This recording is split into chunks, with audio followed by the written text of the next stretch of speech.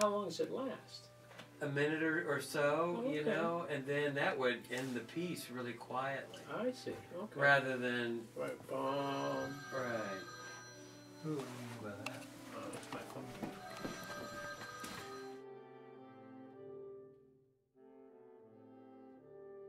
We've been together more than 35 years, but I think it was Reggie's idea to start the group. And I'd just gotten back to Washington to teach at Howard University. I was here in the Army from '69 to '72, but when I came back to Washington, I wanted to get a quartet together.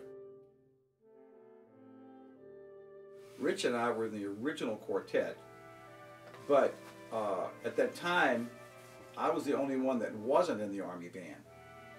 And as people got out of the Army, then other people came in. Rick joined last, was that 82? 82. 82. I got out for a while because I was gone from for 82 or 3, 82 to 91. And Jim, how many years? I came in 81. So you two are about the same.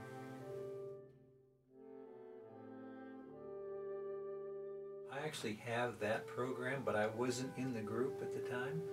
I think it's July '76.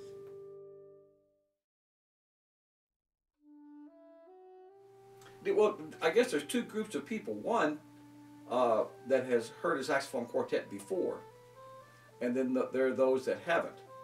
So the comments would be different.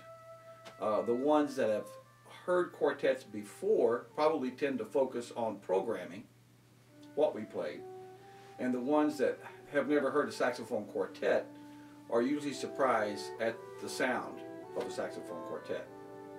Yeah, they generally say things like, I had no idea it would sound like that, because they're thinking about jazz. They're thinking about the saxophone the way they, you know, in their ears.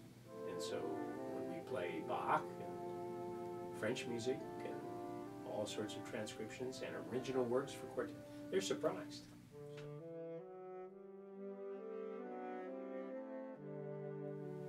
Well, there are some things that we do on jazz. We have Rick is a very good jazz player. Improvisatory music isn't a mainstay of our repertoire. But I would also say that that's what people expect, and a lot of groups do that very well. I mean, you don't have to work very hard to become accepted as a jazz player, but I think there's a challenge when you have a group like ours to convince people that it's really. It's also difficult for four saxophones to have an improvisation. There's only one group that I know of, which is the World Saxophone Quartet, that really specializes in jazz. So usually when we have jazz things, Rick is our soloist, and we play our parts behind him.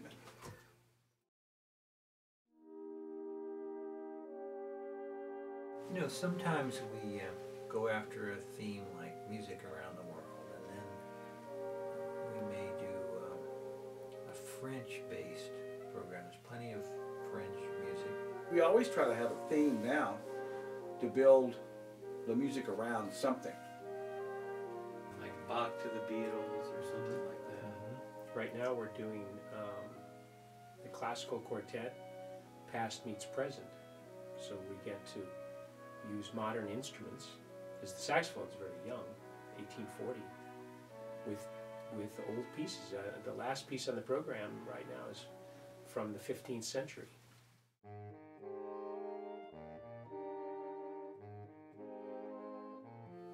Rick's the one who can answer that. Well, like I said before, we played a couple arrangements of some pieces that I didn't think were very good, and so I made the mistake of saying I could probably do better than that. So these guys said, well, why don't you do something then? And so we were playing a couple things, and I rearranged them, and I thought they sounded decent enough. And then we did a couple things on National Public Radio. We got invited, and commemorating Zeus's birthday and Adolph Sax's birthday. So we played some things for them, and they liked the sound of the quartet. And afterwards they said, well, can you play some arrangements of our themes? Can you do some of that stuff? And the guys said, Yes, Well, of we course. can. Of course we can. So then I started writing, arranging some of the jingles for the program, and then anything that I felt really passionate about musically, I've arranged for the group. It hasn't been very much, but it's been a handful of things. So that's how it got started. Your arrangement of Oblivion, how did that come about? I mean, had you heard the piece before? Because it's really good. I don't think I heard it. I think it was your... sheet music. No, it was actually your recording that you had given me of Guidon Kramer playing it. And I thought, boy, that really sounds like a haunting, beautiful piece. And of course, I always loved Piazzolla's music, but I don't think I heard that particular arrangement of it. And I just went kind of crazy about it. I just said, I have to arrange this for sax quartet.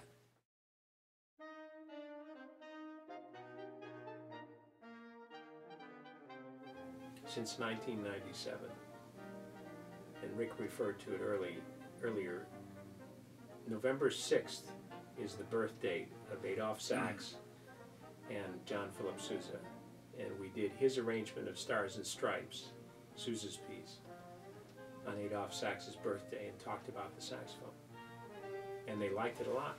They really thought it was something different.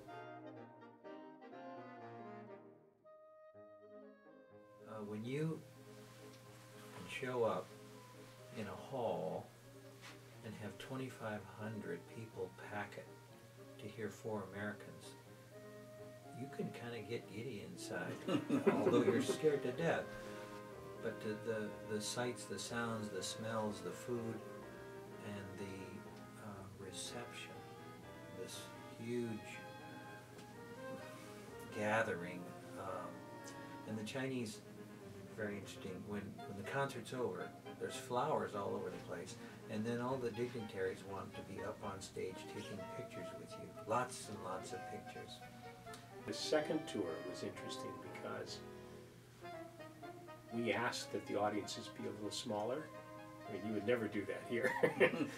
So they were about 1,000, which was still a huge audience, very enthusiastic. We played in 5 different cities: Guangzhou, Beijing, Nanjing, Shenzhen, Shanghai. Yeah, it was great.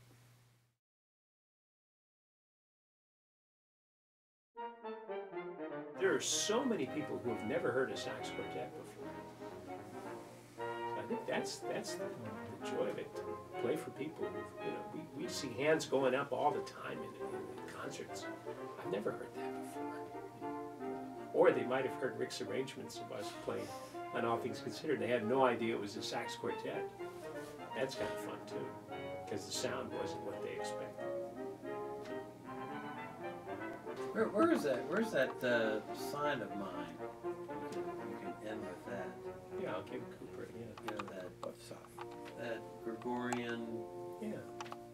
Just downstairs. What's downstairs? Wait a minute. Let's cut.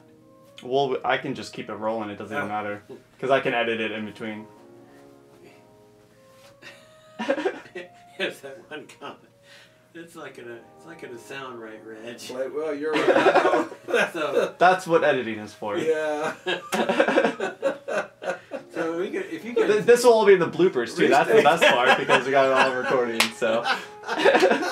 You're right. Do you want to start with this question again? Yeah. Go ahead, Reg.